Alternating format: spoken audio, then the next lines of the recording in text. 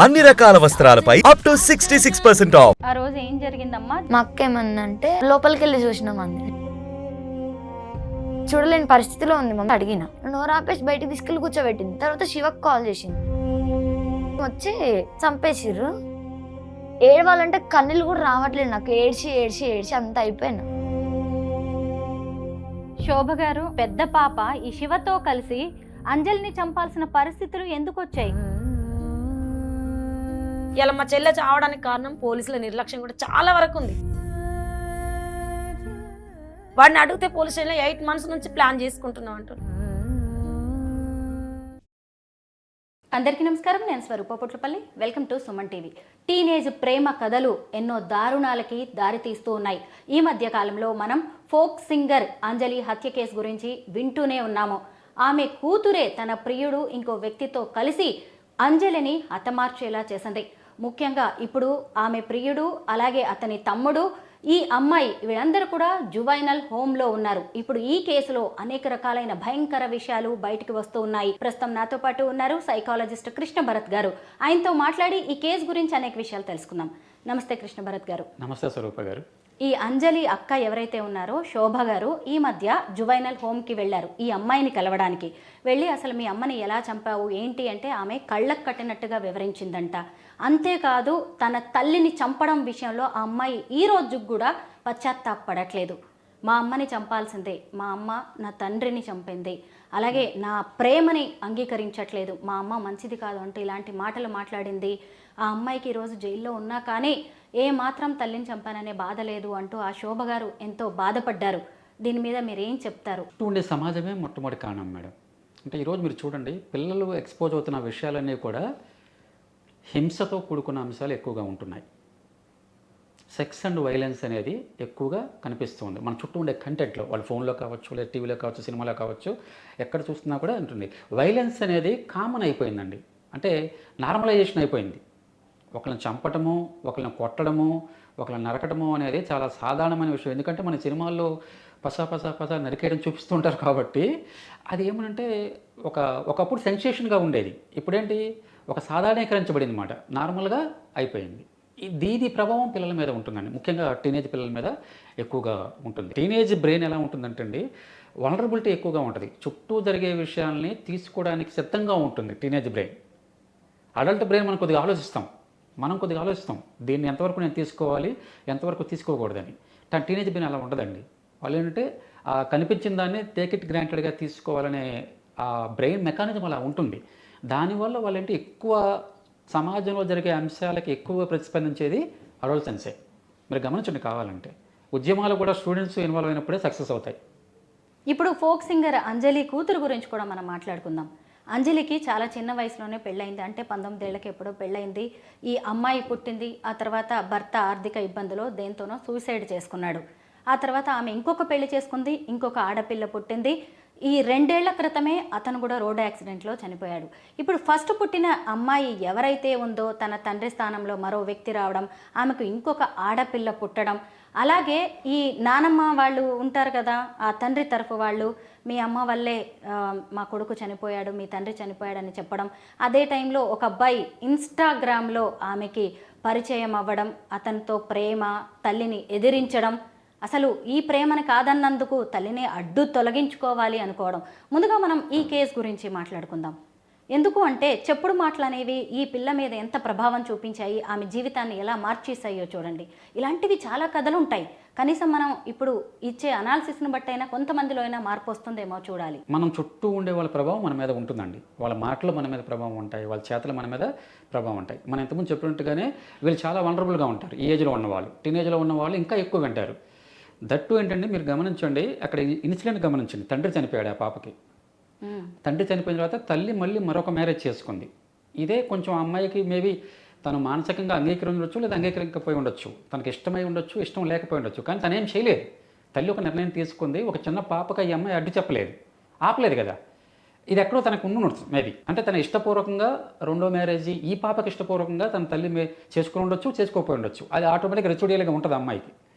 నా తండ్రి స్థానంలో మరొకళ్ళు రావటాన్ని అమ్మాయి సహించలేకపోయిన అవకాశం కూడా ఉంటుంది. మనం పాయింట్ నెంబర్ 2 పాయింట్ అండి, వాళ్ళ బంధువులు, నాయనమ్మ వీళ్ళందరూ కూడా అంటే తల్లి మీద నెగిటివ్గా చెప్పడం, మీ అమ్మ వల్లే మీ నాన్న చనిపోయాడని ఇలా చెప్పడం వల్ల ఏంటంటే ఆ అమ్మాయికి మరింత బలపడే అవకాశం ఉంటుంది. ఈ అమ్మాయి మీద నెగిటివిటీ పెరిగే అవకాశం ఉంటుంది తల్లి మీద. అప్పటికే కొంత ఉంటుంది, అరే మా అమ్మ ఇంకో మ్యారేజ్ చేసుకుంది, మళ్ళీ ఇంకో బిడ్డను కూడా కన్నది అనే ఒక ఎక్కడో కొంత నెగిటివ్గా ఉండే అవకాశం ఉంటుంది. దానికి వీళ్ళు ఆజ్యం పోసారన్నమాట. నాయనమ్మ వీళ్ళందరూ కూడా ఏంటంటే చుట్టుపక్కల ఉండే బంధువులు మీ ఆమె గురించి కొంచెం నెగటివ్ ఫీడ్బ్యాక్ ఇవ్వటం వల్ల ఈ అమ్మాయిలో అది ఇంకా పెరిగిపోవటము. అట్ ద సేమ్ టైం ఈ అమ్మాయి ఇన్స్టాలో పరిచయం అయ్యి లవ్లో పడటము, దాన్ని తల్లి అంగీకరించకపోవటం, దాంతో ఇంకొంచెం రైజ్ అవుతుంది. ఆ తల్లి మీద ఉండే ఆ కోపం కావచ్చు, లేదా ఒక నెగటివ్ భావన కావచ్చు, ఇంకొంచెం రైజ్ అవుతుంది. దాంట్లో నుంచి వచ్చిన పరిణామమే ఈ ఘటన. సో అంటే తల్లిని ఒక నెగటివ్ కోణంలో చూడటం ఆ అమ్మాయి స్టార్ట్ చేసింది. ఈ ఇన్సిడెంట్స్ ఒకదాని తర్వాత ఒకటి అన్నీ కూడా ఇంకా అమ్మాయిలో ఆ కాన్సెప్ట్ పెంచుతూ తను చివరికి ఇంత తీవ్రమైన దారుణమైన నిర్ణయం తీసుకునేలాగా, అంటే సొంత తల్లిని చంపించడం అనేది అది మామూలు విషయం కాదండి.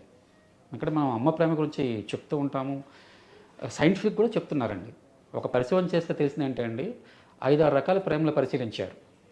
పెట్స్ పట్ల ఉన్న ప్రేమ, ఫ్రెండ్స్తో ఉన్న ప్రేమ, తల్లిదండ్రుల పట్ల ప్రేమ, ఇలాంటి వాటిని వస్తువుల పట్ల ఉన్న ప్రేమ పరిశీలిస్తే బ్రెయిన్ ఇమేజెస్ పరిశీలించారండి. ఏ ప్రేమ అప్పుడు ఎలా స్పందిస్తుందని చూస్తే తల్లిదండ్రులు ఇచ్చే ప్రేమకే బ్రెయిన్లో ఎక్కువ రీజన్స్ యాక్టివేట్ అయ్యాయంటండి. అంటే వీటన్నిటికంటే కూడా తల్లిదండ్రులు ఇచ్చే ప్రేమ గొప్పది. అది తెలుసుకోలేకపోవటం వల్ల, మనకి తెలియకపోవటం వల్ల మిగతా ప్రేమలు గొప్పవి అనుకుంటున్నాం. ఒక అబ్బాయి ఇచ్చే ప్రేమో, లేదంటే ఒక ఫ్రెండ్ ఇచ్చే ప్రేమో, లేదంటే ఒక వస్తువు మీద ఉన్న ప్రేమో, లేదంటే ఒక జంతువు మీద ఉన్న ప్రేమో, పెట్ మీద ఉన్న ప్రేమో ఎక్కువ అనుకుంటున్నాం. కానీ తల్లిదండ్రుల ప్రేమ వీటన్నిటికంటే ఎక్కువ అండి. అది మనం చెప్పగలగాలి. అంటే సొసైటీలో ఇది వెళ్ళాలి. పిల్లలకు కానీ పెద్దలకు కానీ ఎంత ప్రేమగా ఉంటారు తల్లిదండ్రులు చెప్పగలిగినప్పుడు ఇలాంటి నిర్ణయాలు, అంటే ఇలాంటి ఘటనలు తగ్గే అవకాశం ఉంటుందండి. నిజానికి ఈ అంజలి అనే ఆమె కూడా ఒక పెద్ద బాధితురాలు అండి, విధివంచితురాలు.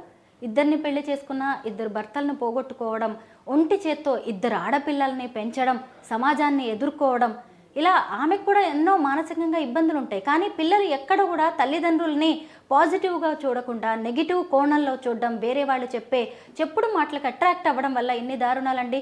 ఈరోజు తండ్రి లేడు, తల్లి లేడు, ఇంకొక వైపు చూస్తే ఎంతో ఇష్టంగా ప్రేమించిన ప్రియుడు కటకటాల పాలయ్యాడు. ఈ అమ్మాయి కూడా జువైనల్ హోమ్లో ఉంది. దీనివల్ల సాధిస్తున్నది ఏంటి? పిల్లలు ఇలా ఆలోచించలేకపోతున్నారు. కనీసం ఎవరు కల్పించాలి వాళ్ళలో అవగాహన అనేదాన్ని? సహజంగానే టీనేజ్లో ఉన్న పిల్లలకి ఇంత ఆలోచన ఉండదండి. ఎందుకంటే మన బ్రెయిన్లో ప్రీఫ్రంటల్ కార్టెక్స్ అని ఒక పార్ట్ ఉంటుందండి, మీకు ఇక్కడ నుదురు భాగంలో ఉంటుందన్నమాట. పిఎఫ్సి అంటారు. ఈ పిఎఫ్సియే మన యొక్క డెసిషన్స్ని నిర్ణయిస్తుంది. అంటే ఈ పని నేను చేస్తే భవిష్యత్తులో పరిణామాలు ఏంటి అనేది అంచనా వేసేది పిఎఫ్సి. అది 21 years వరకు పెరుగుతూ ఉంటుందండి, అంటే డెవలప్ అవుతూ ఉంటుంది. పూర్తి స్థాయిలో ఉండదు. అడల్ట్ కనుక్కోండి మనకు పూర్తి స్థాయిలో ఉంటుంది. అందుకని ఈరోజు ఏంటి, ఈ పని నేను చేస్తే దీని పరిణామం ఏంటనేది నాకు ఒక అవగాహన వస్తుంది. అందుకని నేను కొన్నిసార్లు ఆగిపోతాను. మా అమ్మ నేను చంపించానంటే నెక్స్ట్ నేను జైల్లోకి వెళ్ళి కూర్చోవాలనే ఆలోచన రావాలి కదా, ఒక అడల్ట్కి అయితే వస్తుంది. కానీ అమ్మాయి టీనేజ్లో ఉంది కాబట్టి తనకు ఆ మెదడులో ఇంకా ఆ పిఎఫ్స్ అనేది అండర్ డెవలప్మెంట్లో ఉంది కాబట్టి అంత దూరం ఆ అమ్మాయికి ఆలోచన రాదు. ఇలా చేస్తే ఎవరికైనా ప్రేరణ, ఒక నేరం చేశారనుకోండి, ఎక్కడ తప్పించుకుంటారండి చట్టం నుంచి? ఎవరూ తప్పించుకోలేరు కదా. ఏదో ఒక రోజు అయితే దానికి శిక్ష అనుభవించాల్సిందే. ఆ అమ్మాయి శిక్ష గురించి ఆలోచించలేదు. అది చేయాలనుకుంది కానీ దాన్ని చేసిన తర్వాత వచ్చే పరిణామాలు ఏంటనేది ఆలోచించలేకపోవడం అనేది జరిగిందండి. అది టీనేజ్లో ఉండే ప్రభావం అండి. దానికి తోడంటే ఈ అందరూ చుట్టుపక్కల వాళ్ళందరూ కూడా ఆ అమ్మాయికి తల్లి మీద నెగటివ్ ఫీడ్బ్యాక్ ఇవ్వడం వల్ల ఆ అమ్మాయి మరింతగా ఈ కార్యక్రమానికి, అంటే ఇలాంటి ఘటనలకి ప్రియుడిని ప్రోత్సహించడము, మా తల్లిని చంపేసేయని ప్రోత్సహించడం అనేది చూస్తున్నామండి. వరంగల్లో ఒక అమ్మాయి తనకు నచ్చిన కోర్సులో జాయిన్ చేయించలేదని, కనీసం చెల్లినైనా తనకి ఇష్టమైన కోర్సులో జాయిన్ చేయించండి అని లెటర్ రాసి మరీ సూసైడ్ చేసుకుంది. అంటే చంపడమో లేదంటే చావడమో. పిల్లలు నిజంగా చాలా సెన్సిటివ్గా తయారవుతున్నారు. తల్లిదండ్రులు ఎలా జాగ్రత్తగా ఉండాలంటారు? ఈ విషయంలో తల్లిదండ్రులు చాలా జాగ్రత్తగా ఉండాల్సిన అవసరం ఉందండి. అంటే ముందు మనము కొంత పేరెంటింగ్ స్టైల్ కూడా మార్చాలండి. చాలామంది ఏమనుకుంటారంటే అసలు పేరెంటింగ్కి అంత మనం అంత ఎఫర్ట్ పెట్టాలా, దీనికి ఒక కోర్స్ లాగా నేర్చుకోవాలా, దీని గురించి చదువుకోవాలా అనే భావన మన సొసైటీలో ఉంటుందండి.